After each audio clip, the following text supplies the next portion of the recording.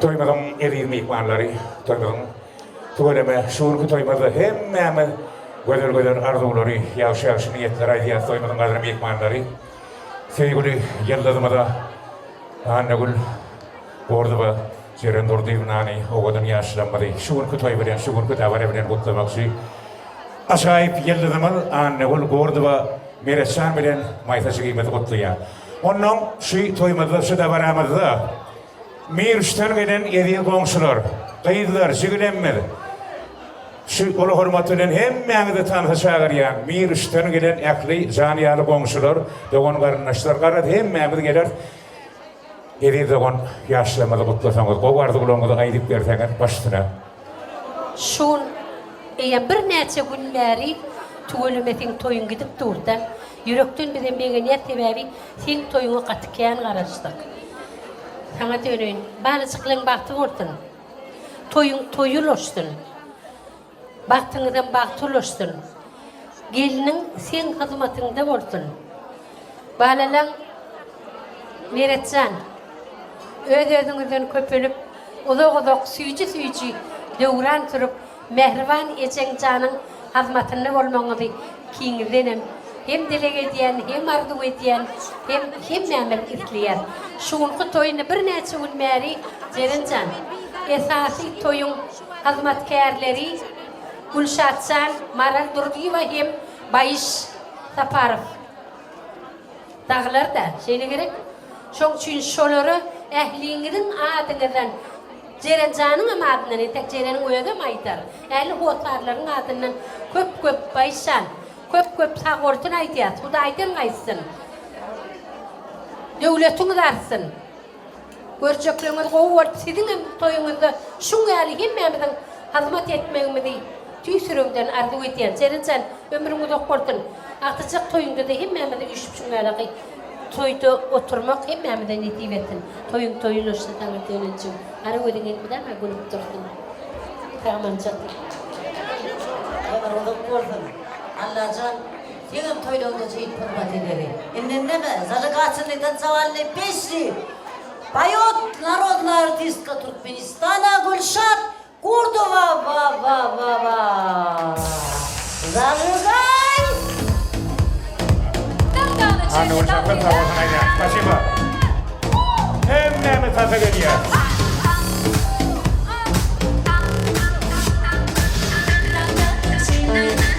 Bir üstlerinen komşular, kayıtlar, gelinler, geri varayım. Hemmemi ikmanlar.